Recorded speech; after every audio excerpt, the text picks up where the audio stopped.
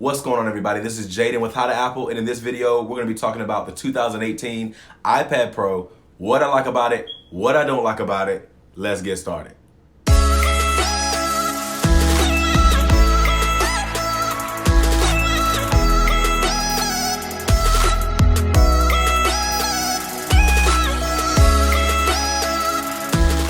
Well, everyone, here we are with the well-awaited iPad Pro review. I know many of you had anticipated and were just excited for me to make this video. If you're not subscribed to this channel yet, go ahead and subscribe. Also, follow me on Instagram, Snapchat, or Twitter. That way you can get involved with some of the engagement going on this channel, giving me video ideas, DM me about whatever you want. We can just chill and talk, whatever the case is. So let's get into the iPad Pro, and let's talk about the specs first.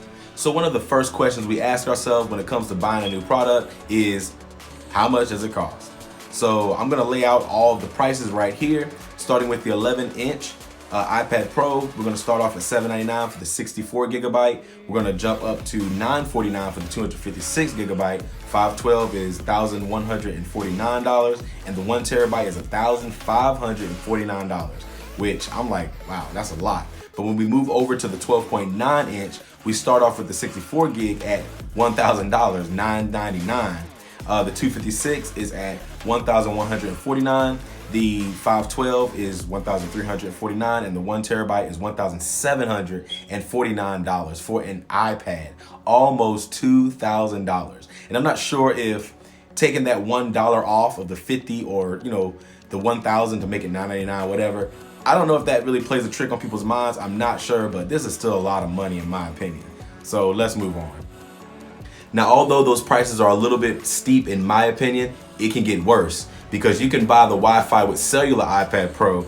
Starting off with the 11 inches, you have the $949, you have $1099, you have $1299, and $1699. The 12.9 inch starts off at $1,149, then goes to $1299, $1499, and $1899. So these prices can get worse. I think that's probably, maybe that's the worst it'll ever get, but my gosh, that's a lot of money. So there's quite a bit that I can talk about when it comes to the body of this iPad. Long story short, this thing is sexy. And if you really want to get into more of the button placement and stuff like that, then check out my iPad Pro review. But I'm going to get more into the practical usage of this iPad and my review on it. So as we know, because this is a nice body, you will probably need a case for this thing and a good screen protector. There's two styles of cases that I have seen so far that I've actually had personal use with or personal experience with. And this one is the clear case that kind of just wraps around the body. Doesn't really have a cover. You will definitely need a screen protector for it. Another one, which is my personal favorite, is this one right here. And this one actually it's a full body wraparound, and it also has a cover that goes over the screen, as well as giving you a stand where you can kind of stand it up, prop it up, look at videos, type on it, stuff like that. So I actually like this case a lot, but those are the two case styles you can get.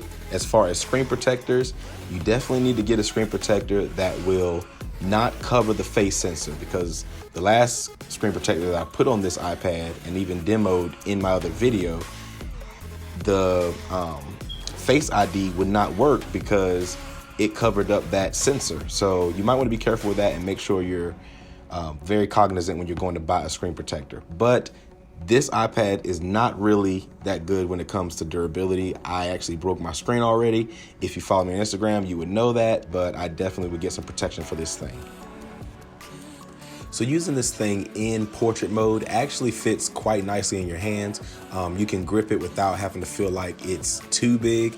Of course, this is the 11-inch model, and Face ID actually works quite well. It's quite seamless. You don't even really notice that it's using it. So this is the screen. Even putting it in landscape feels great as well. Of course, using this iPad to watch videos is amazing. The screen looks very crisp. It is the LCD display. It's not OLED. However, it still looks good, still looks clean. Watching videos is amazing. I love doing that when I'm going to bed and, just checking out a video that I already made. Go check that out, card in the description. But as you can see, it shows colors great. It's very crisp and clear, so I love it. And of course, the iPad 12-inch will look so much better than this, but hey, it might be a little too big and you don't want that phone on your face trying to watch a video at night anyway. So moving on to the sound quality of the iPad, there are speaker grills pretty much on the four corners of the iPad, which produce quite the nice surround sound in my opinion. The bass sounds pretty good.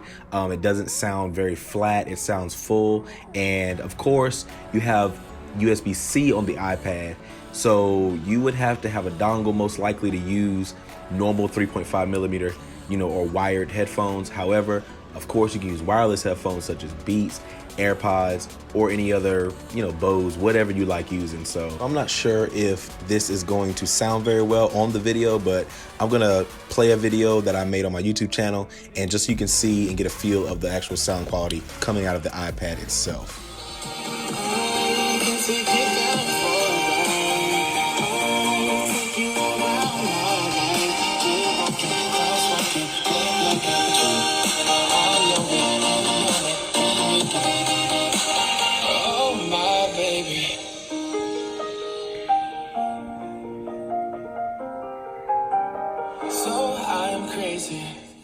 So that's a little taste of the sound based on what you can hear through the video. Like I said, it has pretty good bass, pretty good sound. I like it. Let me know what you think in the comment section below. But moving on to the productivity of the iPad, I actually like using the calendar because it gives you that full screen view, as well as reminders, stuff like that to stay organized. You don't really have to carry around a planner as long as you have your iPad on you. So that's definitely a reason to get it if you like keeping things electronic and you don't always want to use your little tiny screen on your iPhone compared to the iPad at least. And the battery on this iPad is actually pretty well. I normally have to charge it maybe once every 2 days or so to full charge, and it doesn't even take that long. Even when using multiple apps at the same time, multitasking like this, of course, you can watch a video, do your little play, as well as continue to type your paper on the side. That's normally an enticement to get a laptop, but now those things are starting to be incorporated into iOS on the iPad as well. So taking a look at the camera quality of the iPad, I'm just gonna put together a little edit that I recorded with the iPad, and let me know what you guys think in the comment section below. So let's check that out.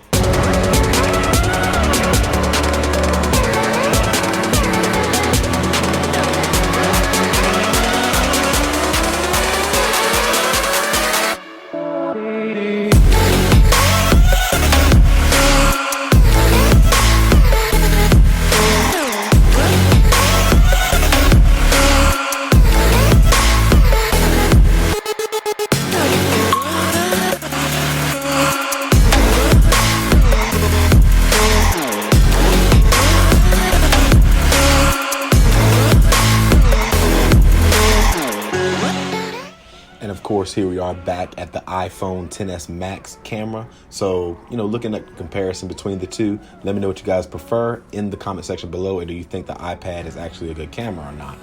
Well, guys, there you have it. That is my review of the iPad Pro. I like the device overall. I think it can get a little steep in price depending on what models you get. But let me know what you guys think in the comment section below. If you're new to this channel, again, subscribe. Follow me on Snapchat, Instagram, or Twitter so you can get involved with some of the engagement going on this channel. So you guys know the deal. Stay tuned so you can learn how to Apple without the E.